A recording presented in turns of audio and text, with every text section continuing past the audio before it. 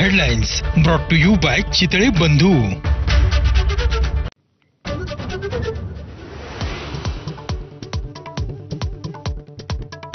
पहलगाममध्ये दहशतवाद्यांचा होता ड्रोन हल्ल्याचा कट। स्थानिकांच्या गर्दीमुळे ड्रोन हल्ल्याचा कट हुकला, सूत्रांची माहिती।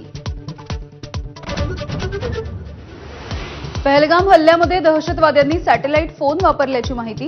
हल्ल्याच्या दिवशी बैसरन खोऱ्यामध्ये चीनी बनावटीचे सॅटेलाइट फोन सक्रिय असल्याची माहिती।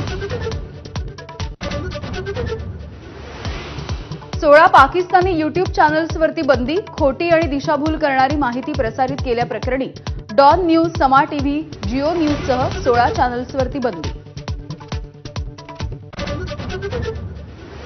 पाकिस्तानला आर्थिकदृष्ट्या कमजोर करा, खासदार असदुद्दीन ओवैसींचा मोदींना सल्ला। पाकिस्तान आपल्यापेक्षा 50 वर्ष मागे, भारताची बरोबरी अशक्य असल्याचं वक्तव्य। 5 लाखांहून अधिक पाकिस्तानी महिला भारतात। भाजप खासदार निशिकांत दुबेंचा खळबळजनक दावा। लग्न करून राहणाऱ्या महिलांना नागरिकत्व नसल्याचीही दिली माहिती। पाकव्याप्त काश्मीरमध्ये मोठ्या प्रमाणावरती निदर्शनं। गिलगिटमध्ये पाक विरोधात हजारो स्थानिकांच्या घोषणा। पहलगाम हल्ल्याच्या नंतर पाक विरोधात असंतोष।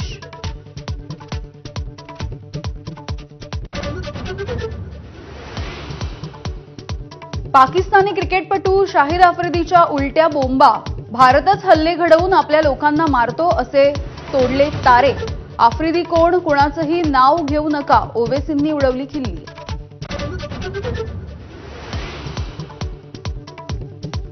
देशभरात हजारो पाकिस्तानी आले कुठून? ठाकरेंच्या शिवसेनेचं मुखपत्र असलेल्या सामनामधून मोदी शहांना सवाल। पाकिस्तान्यांच्या आकड्याच्या तफावतीवरून शिंदे फडणवीसांवरही आगपाखड। पहलगाममधील दहशतवादी हल्ल्याच्या पार्श्वभूमीवरती जम्मू काश्मीर विधानसभेचं अधिवेशन सुरू। मृतांना श्रद्धांजली वाहून अधिवेशनाला सुरुवात। दहशतवादी हल्ल्याच्या नंतर अभिनेता अतुल कुलकर्णी काश्मीरमध्ये। आता दहशतवादाला हरवायचंय, अतुल कुलकर्णीचं आवाहन। काश्मीरमध्ये जाणाऱ्या रिकाम्या विमानाचा फोटो सुद्धा केला पोस्ट। नक्षलवाद्यांच्या विरुद्ध आतापर्यंतची सर्वात मोठी मोहीम। विजापूरच्या जंगलामध्ये शेकडो नक्षलवाद्यांची 6 दिवसांपासून कोंडी। 7000 पेक्षा जास्त पोलीस आणि जवान मोहिमेत। बिल्डर गुरुनाथ चिचकर आत्महत्या प्रकरणामध्ये पोलीस आणि ड्रग्ज तस्करांचं कनेक्शन समोर। पोलीस नायक सचिन भालेरावसह 4 जणांना अटक। आणखी पोलिसांच्या अटकेची शक्यता।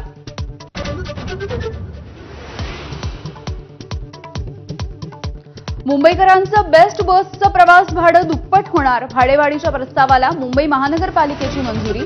परिवहन खात्याकडे प्रस्ताव सादर, निर्णयाकडे लक्ष।